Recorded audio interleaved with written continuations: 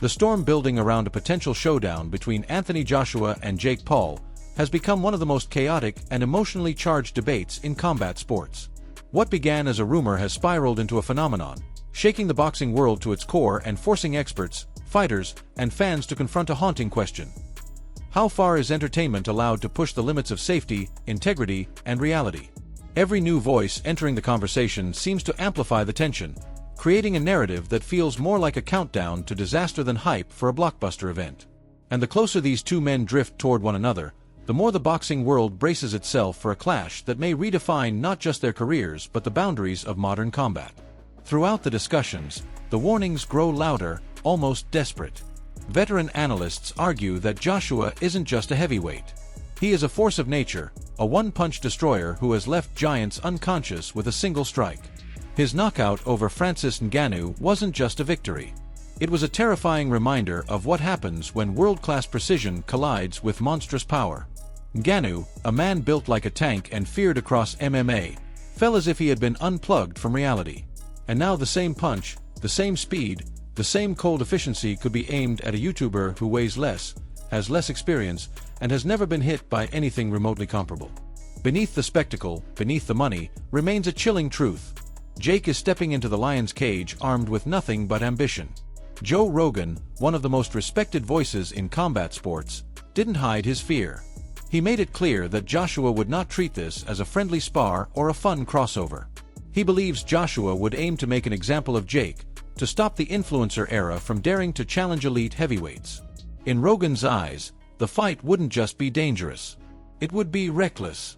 He described Joshua as a man who ends nights with a single touch, a fighter whose punch could shut down even the most resilient monsters. For Jake Paul, that reality transforms this dream opportunity into an encounter with genuine physical peril. Wade Plemons echoed this sentiment with even greater bluntness. To him, the problem isn't just skill. It's physics. Jake walks around at about 90 kilograms, while Joshua cuts down to 111. That difference alone can create a catastrophe before skill is even considered. Plemons insisted that if Jake gets knocked out by a heavyweight built like Joshua, the consequences could linger far beyond boxing. He even questioned whether Jake truly understands the magnitude of what he is signing up for, warning that this may not just be the hardest fight of his career but possibly the last. The kind of beating Joshua can deliver is not something a crossover celebrity can absorb without risking long-term damage. And while enthusiasts fantasize about the spectacle, the business behind the scenes remains complicated. Joshua is signed exclusively to a major broadcaster, and shifting him to a platform like Netflix requires agreements, permissions, and massive payout structures. Eddie Hearn pushed back against reports that the deal was close, reminding everyone that Joshua isn't a free asset. He is one of boxing's highest-profile stars, tied to contracts, obligations, and partnerships. Yet despite Hearn's caution, the persistence of the rumors suggests something bigger is happening behind closed doors. Ariel Helwani, known for sensing when the walls start to move, believes the smoke surrounding the negotiation is too thick to ignore. In his experience, when so many independent sources whisper the same thing, it often means the gears are turning faster than promoters admit. Other voices from the fight world poured fuel on the fire. Fighters like Leon Edwards made their stance brutally simple. If Joshua doesn't knock Jake out in 1 or 2 rounds, something is wrong. For Edwards, the gap in skill and power is impossible to bridge. He sees no version of the fight that lasts long unless Joshua chooses mercy. And the fact that champions at the highest level think this way underscores how absurd and lopsided this matchup truly appears. Even the comparisons to Francis Ngannou reveal just how devastating Joshua's power can be. Jake once considered fighting Ngannou, but that was a fantasy on its own. Now the conversation has moved past Ngannou to the man who crushed him with surgical precision. Jake is not just calling out danger. He is chasing the man who demolished the very definition of danger. Analysts have called this ambition brave, foolish, delusional, and in some cases, suicidal. Every step Jake takes toward this fight pushes him deeper into a world where fairy tales end brutally.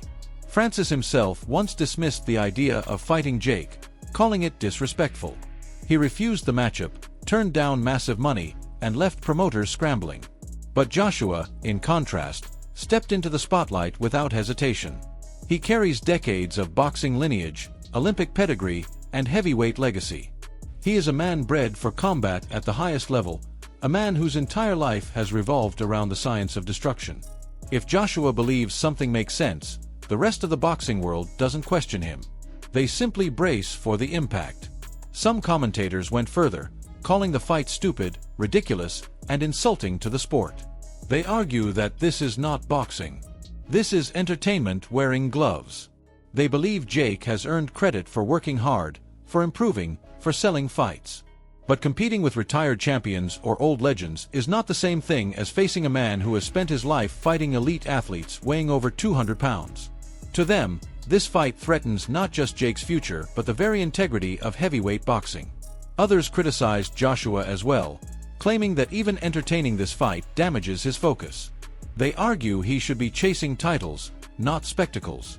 Coming off a devastating loss, they warn that Joshua must rebuild himself, not gamble his legacy against a YouTuber.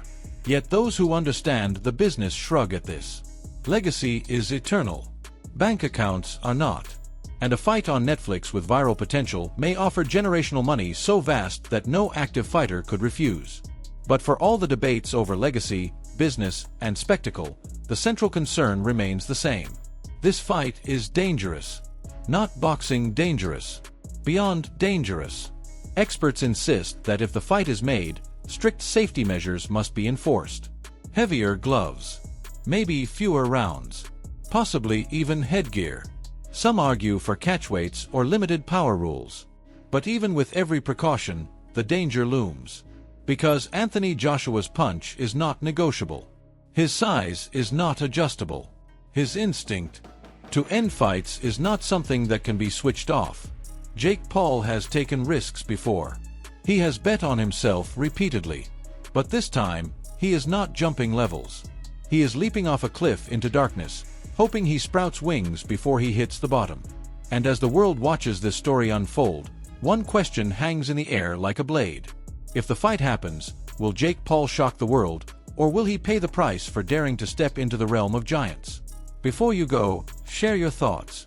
Is Jake Paul walking into the most dangerous trap of his career, or could he once again defy every expectation? Do you think Anthony Joshua should even entertain this fight, or is it a distraction from the path he should be on? Let me know in the comments. And if you enjoyed this breakdown, make sure to like the video, subscribe to the channel, and hit the notification bell so you never miss the next deep dive.